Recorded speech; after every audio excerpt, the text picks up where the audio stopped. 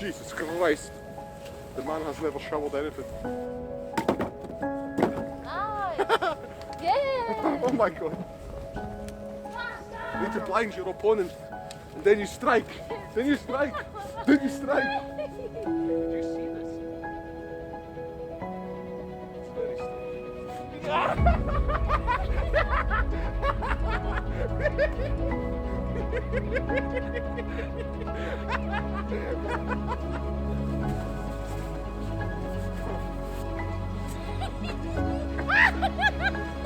Not kidding! Oh my god! Hello and welcome to our first episode of Village Life.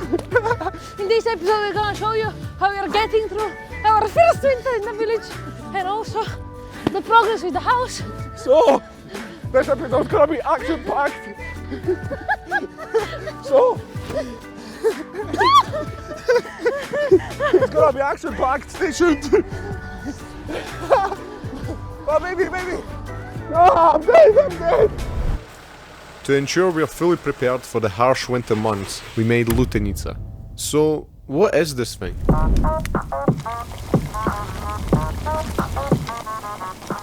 Ljutenica is a traditional Balkan relish made from roasted peppers, tomatoes and other seasonal vegetables. It has been a staple in households for generations and serves as a source of comfort and flavour during the colder months of the year, preserving the fresh taste of summer for the winter. The bread is out of date and it's carrying me on! To give you a better idea of how we made Ljutenica, here are the steps. Step 1. Buy fresh ingredients. We head to the local street market to buy ripe tomatoes, sweet red peppers and some eggplants. We also picked up some fresh carrots, which will add a hint of sweetness and depth of flavor to our Ljutenica. Step 2. Prepare the ingredients. Back at home we started preparing the vegetables.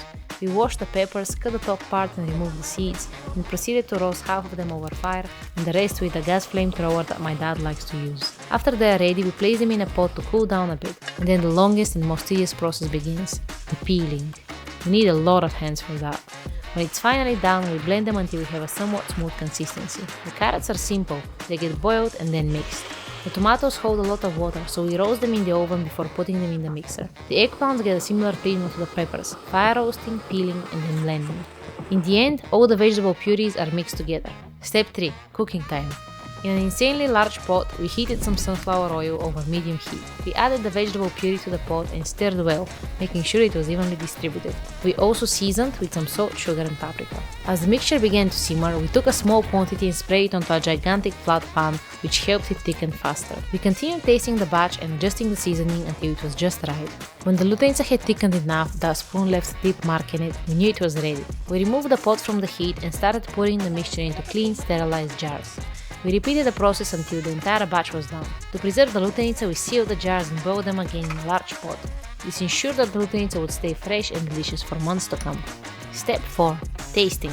Well, tasting is done throughout the whole process, however the real taste comes at the end, when we sit down with a slice of fresh bread and evaluate the overall flavor and texture of our Ljutenica. If we are happy with it, we share some jars with the neighbors and other friends.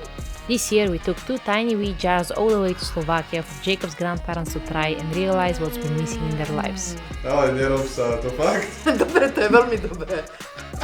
There are many ways to enjoy Ljutenica. For example, here we made traditional Slovakian fashirki, also known as meatballs, and enjoyed them with a side of Ljutenica.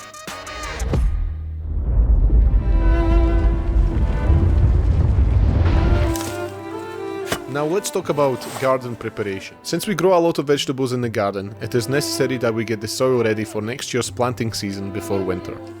We simply do this by digging the soil and turning it over. This process can be time consuming, so it's nice if you have someone to talk to while you work. You're only talking about this freaking graphics card, man. That's all you care about. Oh, okay, the best ever. Best everything! Also, it's better to do this before it starts getting colder. After the digging is finished, we added sand and perlite to the soil, which can improve its drainage, aeration and moisture holding capacity, resulting in a more stable and well-draining soil structure.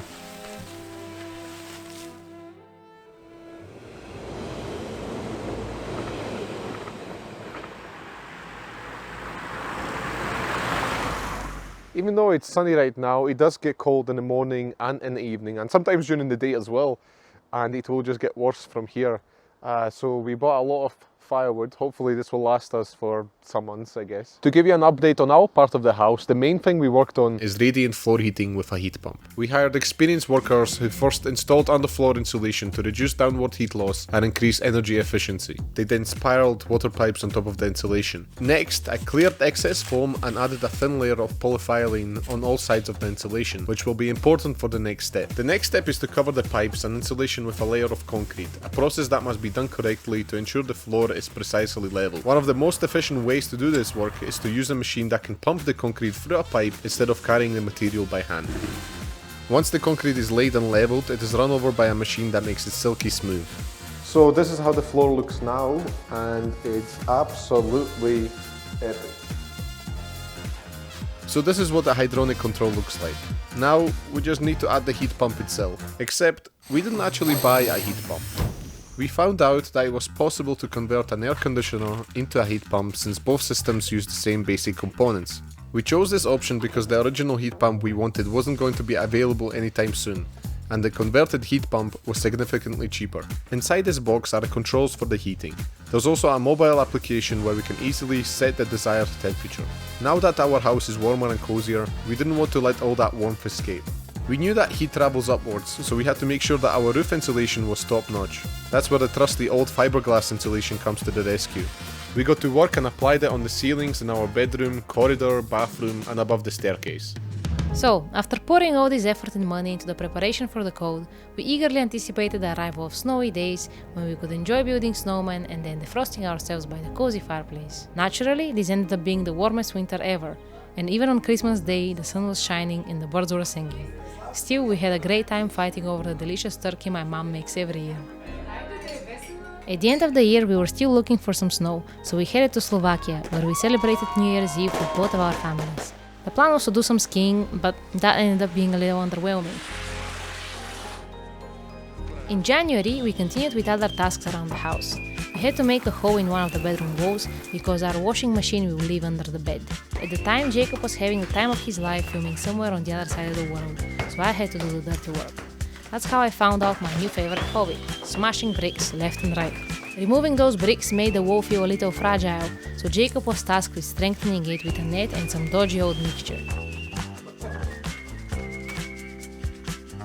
We both ended up learning some new things in the process. Yeah, it's not working now. I'm using my hand. This is a complete disaster. Like, what is this, man?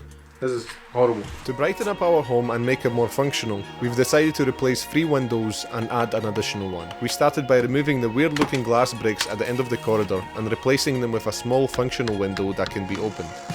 To effectively remove each window frame from the wall, we needed to remove the glass inside the frame first and then unscrew the long screws anchoring the frame to the wall. Once the screws are removed, we cut the foam around the frame and then removed the window from the wall. Mounting the window was tricky, especially when it came to ensuring it was level both horizontally and vertically. Fortunately, we used these wooden triangle things to make the process much easier. Once we were satisfied with the level, we filled any gaps around the frame with foam. After the foam dried, we secured the frame to the wall using long screws. The bottom floor needed more natural light, so we decided to replace this window with a larger one. This required a lot of demolishing, which I found quite enjoyable. I think Ida and I share this hobby. We have a wooden platform above our staircase where we plan to install a boiler in the future, but it needs to be reworked first. Our plan is to add an additional beam between the existing 2 beams, replace the current wooden platform with several wooden planks, and add drywall later for additional support. Enough talking, let's get to work.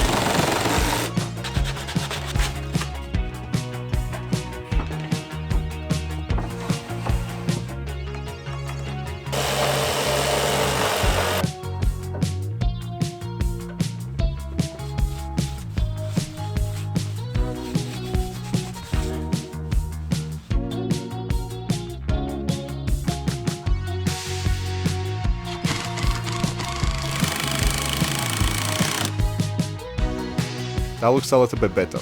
Here is a before and after.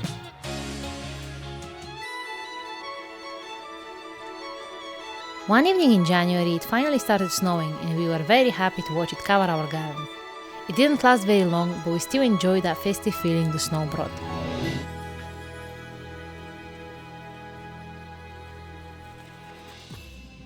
We had the electricity cables installed throughout our entire house. Seeing all the cables scattered about was quite a sight, and it felt as though our home had been transformed into a spaceship. Now that this task is complete, we can finally move on to tackling some of the bigger projects on our to-do list. We decided to start with a complicated drywall installation on the bottom floor. Our architect proposed that we use this wall for drywall compartments that could double as shelves, and we loved the idea. First, we measured and marked where everything should go, Oh my god, he's an artist. Oh my goodness. so the workers had a clear understanding of how to proceed, including where to drill the holes for all the electrical sockets. Once that was done, they covered the whole area with drywall, and I had to go back and mark everything out again, but more accurately this time. Using those marks as a guide, they began installing a metal structure that would allow them to build all the drywall compartments. While the drywall work continued on the bottom floor, we dove into another exciting project upstairs. Let's see if you can guess what it was. Yeah, come on now, come on.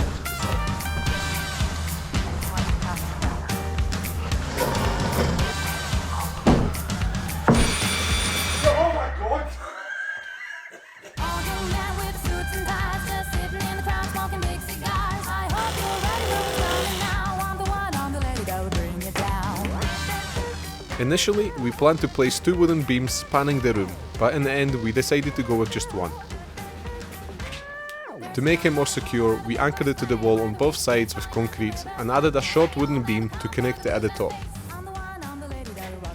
After that was done, the room was ready for drywalling. However, the process proved to be tricky due to the room's endless crookedness. Thankfully, the worker we had hired did an excellent job of figuring everything out and making it work. To add to our comfort, we also had additional roof insulation added. You can never have enough insulation, right?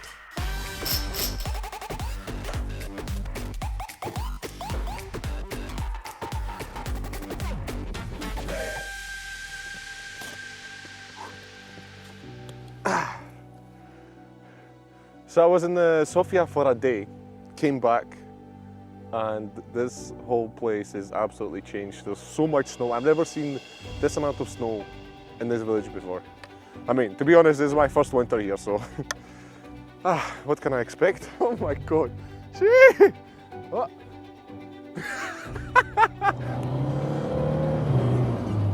Jesus, we are stuck here.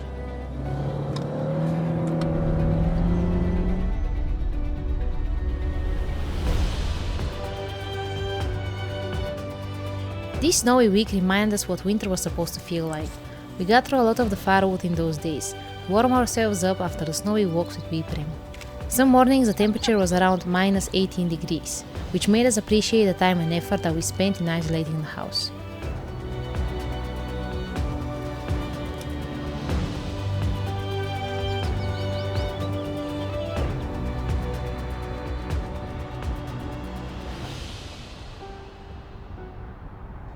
It's already mid-March and we have done a lot more than we mentioned in this video. To avoid making this episode too long, we'll save those updates for another time. But before we wrap up, we wanted to share 2 exciting things with you. First is a before and after of our renovation progress to put things into perspective.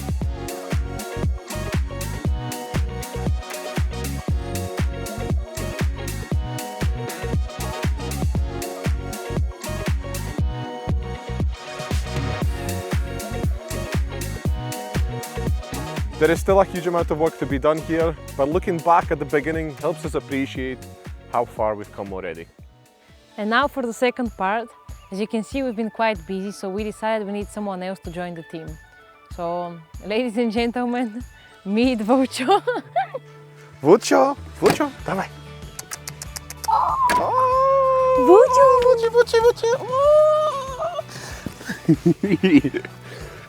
Long story short, we went on an amazing guided winter hike to Musala, Bulgaria's highest peak. We spent the evening in a cozy shelter at an altitude of 2,740 meters. There, our guide told us about his dog, who gave birth to some unexpected but adorable puppies. He showed us some photos and Jacob looked at me with such a sparkle in his eyes. I knew at that moment that we were getting a new dog. And here he is, trying to befriend Prim and learning how to be a dog in this big world.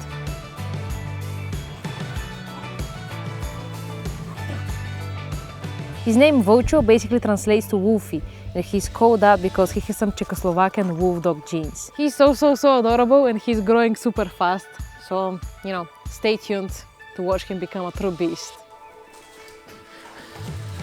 Perfect! He's so barely tired. here. Oh my god, so tired. Aren't you tired? To avoid making this episode too long, we'll save.